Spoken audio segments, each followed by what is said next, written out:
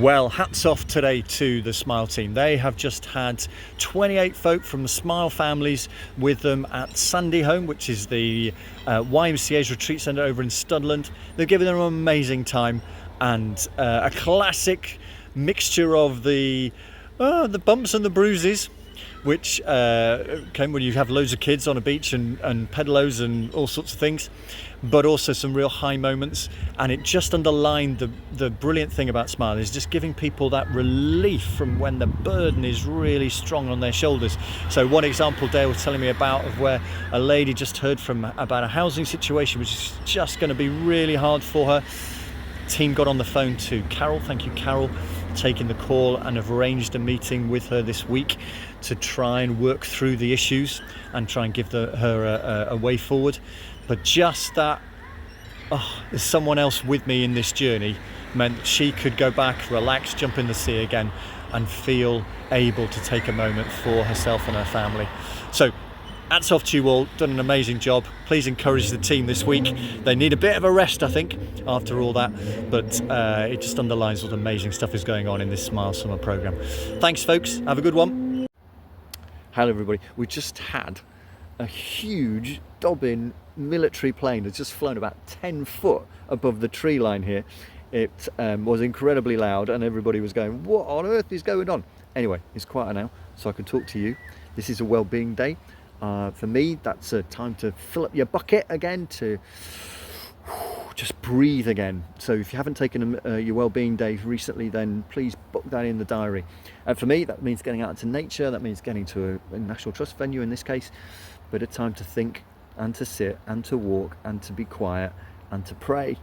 And that's a really good link into, with this month we're trying to go through what makes up our culture, what is the foundations that underpin all that we do as FaithWorks. And we talked about our values and vision and purpose last week, but our Christian core is another key element to that. Now we'll do a round table about this in September, when we'll go through sort of what it means for us to be a Christian organisation. But here are a couple of things just to whet your appetite. What it doesn't mean, let's start with what it doesn't mean. It doesn't mean that we force our views on people. It doesn't mean that we link faith stuff with giving help.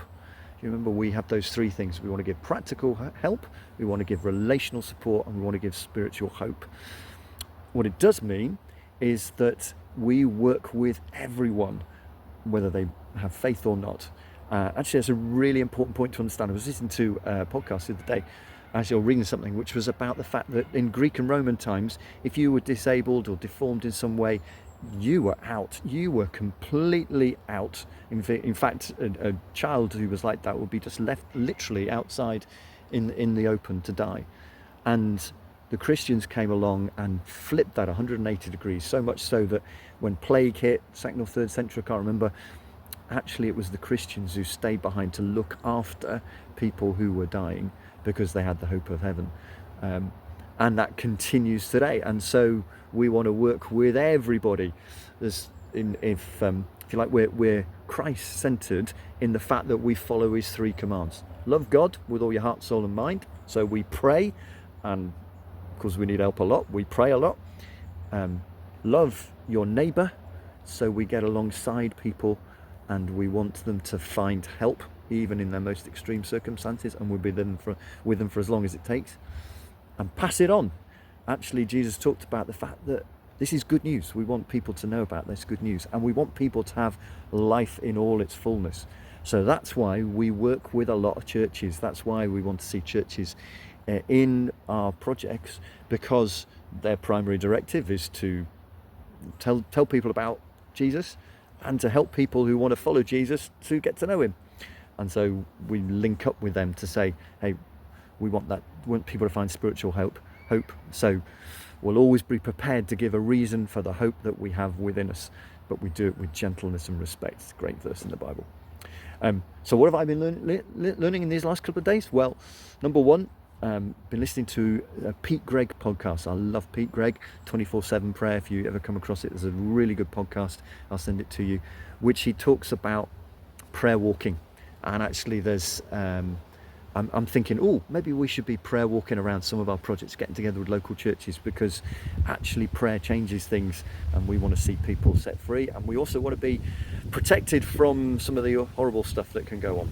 But the other thing is a dichotomy for me on that when Jesus was around, and indeed when his followers around 200 years ago, Wilberforce saw the end of slavery, people like Cadbury saw transformation in the way that people were treated as employees. First gyms, education for everybody. Literally, people's lives were utterly changed as they worked. So it's transformational work. We want to see transformation in people's lives. But we also recognise it's a pretty rubbishy world. And so I'm thinking, I want to see just a little win each and every week. What's the little win, Jesus, that we can see? So I'm learning a bit of stuff. We'll do more about this in the round table, but I wanted to give you a heads up.